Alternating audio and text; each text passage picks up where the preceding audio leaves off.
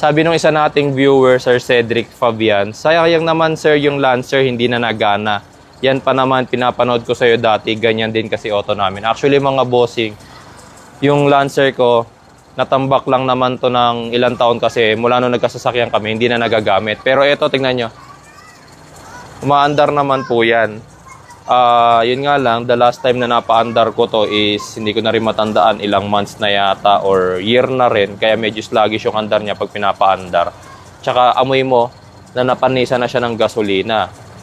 Tapos, pero kung sa condition ng makina tsaka ng transmission, ito pakita ko sa inyo kung gaano ka ganda pa yung loob ng makina niyan. Tignan nyo, oh, kung gaano kalinis pa yung internals niyan. Alagang-alaga namin yan. Tsaka, for your information mga bossing, yung Lancer kasi na to is hindi namin pag-aari. May-ari ka talaga rito. Yung tatay ng asawa ko, yung biyanan ko. Ito yung hinihiram namin dati nung wala pa akong sasakyan.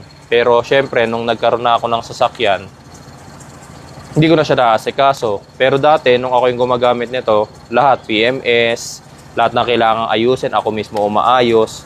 Ultimo rehistro, kami nagpaparehistro nito syempre. Kaso, nung nagkasasakyan na kami, hindi ko na nagagamit. Si tatay hindi na rin pwede mag-drive dahil ano na siya, stroke. So, wala na nakakagamit. Ang isa pang marunong mag-drive sa amin, si Mrs. Siyempre kasama rin si Mrs. sa mga biyahe ko. Ang susunod na marunong mag-drive sana yung bunsong kapatid nila Mrs. Kaso ayaw naman, nahilig kasi sa pagmumotor. Ayaw naman niya mag-drive ng 4 wheels. So talagang itong 4 wheels ni tatay, napabayaan na.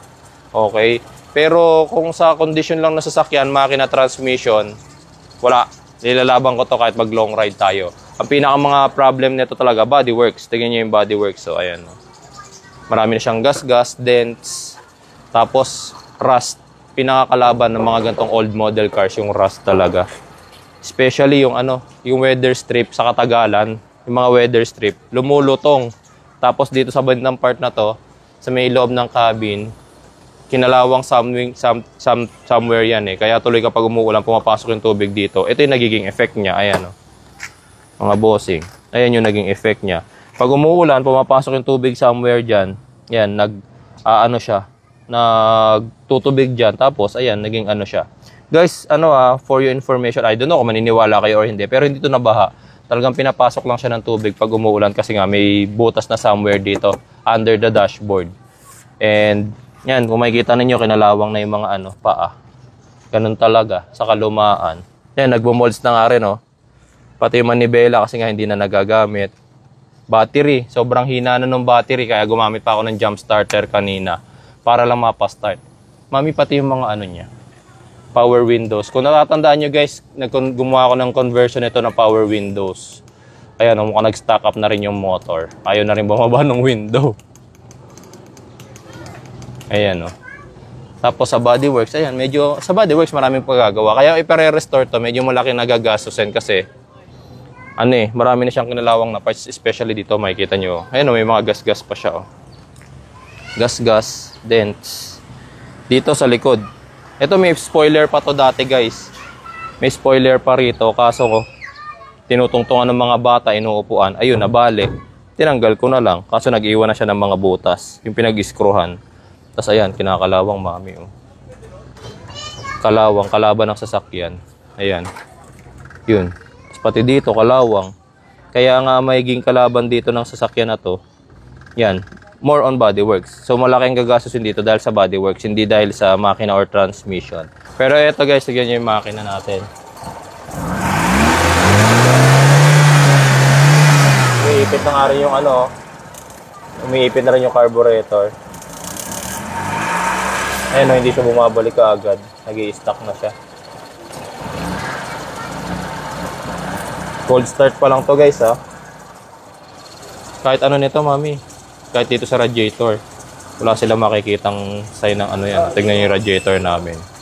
Condition na condition yan guys. Walang kabula-bula. Walang sign na naghahalo yung coolant tsaka langis. Kahit dito. Alaga yan mga bossing. Yun lang talaga, mula nung nagkaroon kami ng sasakyan na personal namin, hindi na namin to nagagamit. Kapag lumalabas din kami ngayon, namamasyal, gusto na rin gamitin ni tatay yung Everest. Ayaw na rin niya tong gamitin. Tsaka medyo mahirap na rin kasi gamitin to kasi unang-una, tagusan na rin talaga yung init kahit na itudo mo yung aircon nito. Hindi kasi nakatint. Pangalawa, power steering. Manual. Yung steering nito kasi manual pa. Kaya antigas. Kahit lalaki ka, hirap kang magmaniobra. Hindi ka gaya kapag ka naka-electric power steering. Madali. Hindi na kami kasya. Ilan kami sa pamilya, mag-asawa kami, tas 3 bata, so 5 na kaagad. Eh sila tatay pa, sila nanay, ilan din sila. So kailangan na talaga namin mas malaki. So kapag lumalabas, hindi na rin talaga ito nagagamit. Kung ibebenta, actually ayaw ni tatay nagbebenta ng sasakyan. Ayaw niya nagbebenta ng sasakyan. Di bali na daw na makita niya dyan na nakatenga na lang yung sasakyan.